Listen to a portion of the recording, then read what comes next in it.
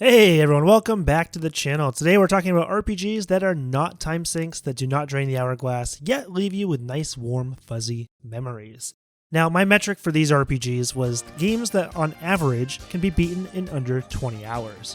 I understand that some of these games could be north of that 20 hours, especially for a first playthrough or a completionist, but in my opinion, all of these games on average can be beaten in under 20 hours, especially for seasoned veterans.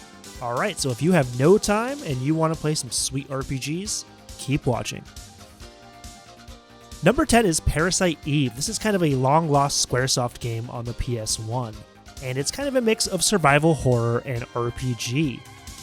It had some really cool themes with some kind of like genetic mutations, and it's kind of like a horror game, a little bit creepy, and then the cinematics were just like really disturbing, like you saw a rat kind of mutate and turn into like a monster, and you saw like people in like a theater get burned alive and stuff, and those kind of left an impression on me, but it's a really fun game. At the time, it had a pretty interesting combat system where you run around the screen, the enemies can attack you, but you're allowed to run around and try to evade their attacks. There's kind of an ATB bar, so it's kind of still a turn-based game. It's only about a 10-hour game to beat, and it does have some survival horror influence, mainly in how you explore the city and kind of how you're looking for items and solving puzzles in New York. So yeah, interesting game that's really flown under the radar, and definitely worth a playthrough.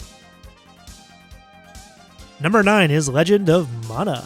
This is another Squaresoft PS1 RPG, but later, it came out in 2000. This game does have some flaws, but there's something that keeps bringing me back to this game. I don't know why. I think part of the reason why I keep coming back to it is just because of how beautiful it is. It has these stunningly beautiful graphics, and it has one of the best soundtracks ever made. So its aesthetics are just mind-blowingly good. It usually takes a little bit less than 20 hours to beat. I've heard around 18 for most people. I've never actually made it to the end of this one. I've only made it 10 hours in. I've played it a number of times, just never managed to make it to the end before I kind of end up playing something else. But it is very cool. You can choose your own weapon when you start the game, and there's tons to choose from, like axes, spears, bows, maces, and many others. And you put cities and dungeons down on a map, and where you put them kind of affects how you experience the adventure. And yeah, it keeps its action RPG roots for the most part, and I think the only con in it, in my opinion, really, the thing that always makes you quit this game is just how easy it is. It's just stupidly easy, even the bosses are really easy. But that said, if you can get past the easiness and just kind of enjoy this one for what it is and how unique it is, it's a really, really cool game that someday I will hopefully beat once. Number 8 is Golden Sun, one of the best RPGs on the Game Boy Advance. You know me, if you've watched other videos, you know I love Shining Force, and this is made by the same developers, Camelot. And Golden Sun in some ways is like a turn-based Shining Force, like the character designs, the aesthetics, the system of reviving characters, that's all straight out of the Shining Force playbook. Now, your first time playing through this game might take longer than 20 hours, but this game can actually be beaten in as little as 10 hours once you learn the ropes.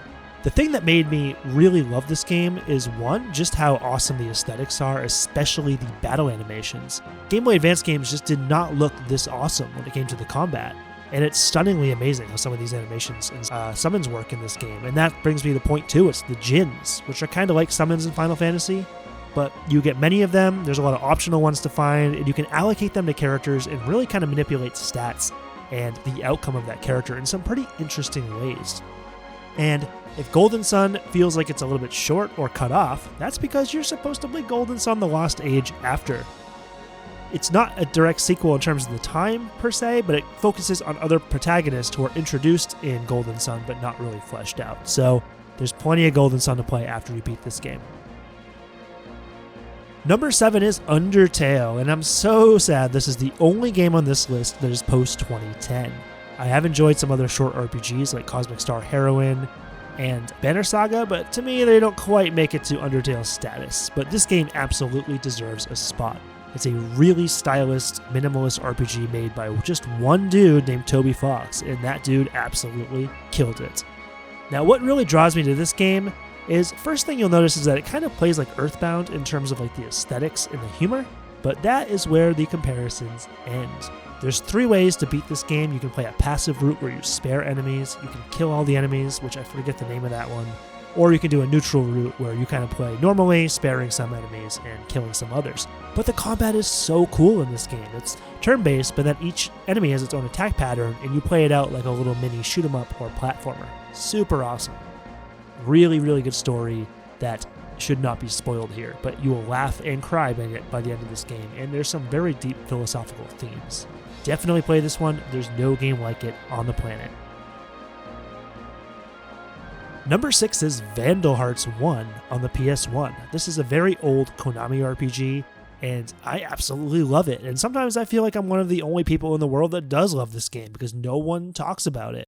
It's very simplistic, like it's very linear. You just do battle, go to towns, upgrade your equipment, and there's a promotion system that is very similar to Shining Force where you can choose multiple classes for your characters once they reach level 10 and 20. And really, even though this game doesn't have like an amazing story or amazing character development, it does have a charming cast of characters. I especially like Diego, and I really think the battle system is just so fun. There's just something that's so pick up and play about Vandal Hearts. It's only about 12 hours, and it's just a really fun ride. There's a certain cadence to the battles and simplicity that just isn't really found in most games in the genre, and that will make you either love or find this game kind of forgettable, and I love it. Number 5 is Final Fantasy IV. The first 4 Final Fantasy games are all pretty short, but I think FF4 is the crystal clear winner. FF4 was really the first game in the series that brought a really prominent story and focus on character development. Characters like Cecil and Rydia and maybe even Kain, who was my personal favorite, remain some Final Fantasy favorites in this series. And it's a really sad tale. Like, a lot of characters die in this game, and there's a lot of powerful moments. I remember exploring the moon and just kind of how awesome the exploration was in this game. And it's surprising how well this game still holds up. It's got the great soundtrack you're used to with Final Fantasy. It's got a big world. It's got classes. Even though they're locked in this game, you can't change them. And yeah, the whole game turns out to be around 18 hours on an average playthrough.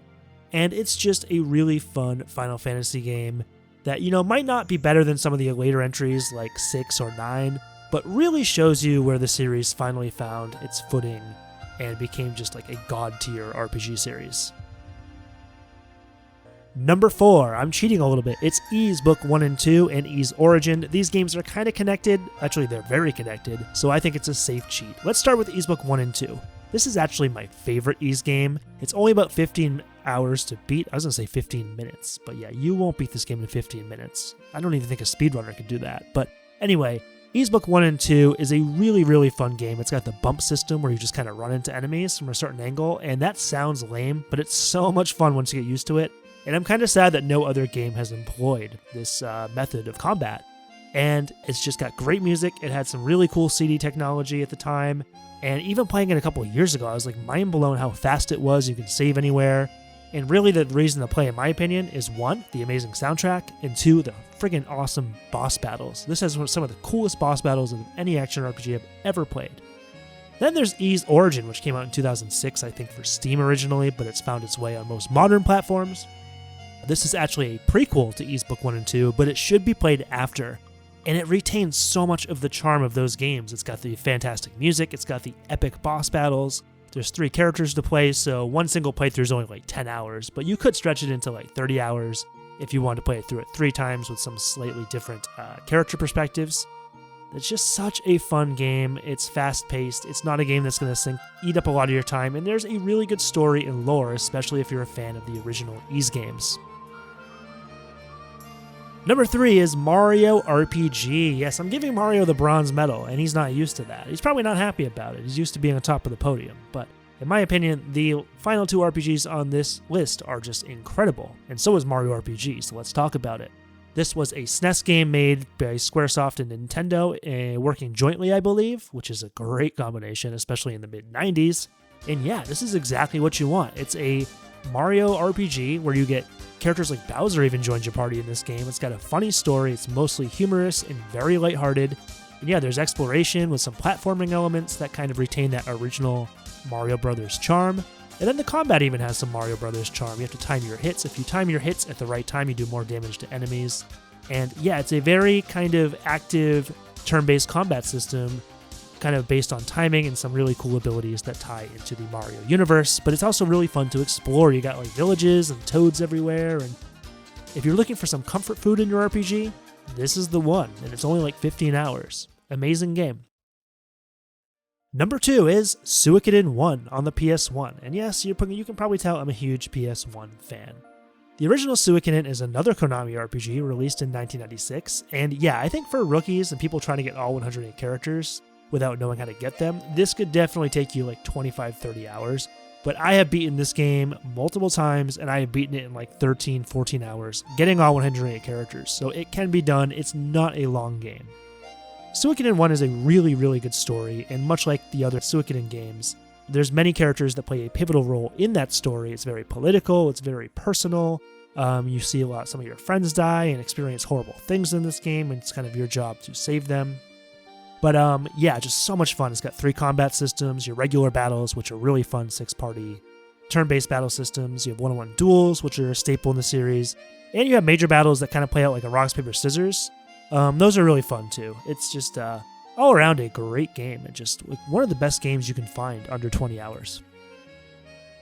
Number 1, what is it? Dun dun dun! It is Chrono Trigger, of course. Like, why wouldn't it be Chrono Trigger? It's pretty much one of the best RPGs ever made. Like, of course it's number 1. Anyway, this is a SNES classic made by Squaresoft. You've seen a lot of their games on this list. It's got time travel, which, most games don't tackle in a very interesting way, if they tackle it at all, but Chrono Trigger allowed you to explore worlds, everything from dinosaurs to a totally devastated future that we as the human species may get to experience in real life, so maybe Chrono Trigger will give you a glimpse of global warming or something. Yeah, really fun time travel stuff. It's got a really simplistic battle system that mainly works because it's got an amazing cast of characters that you can switch in and out, who all kind of have different abilities. They can kind of interplay with each other.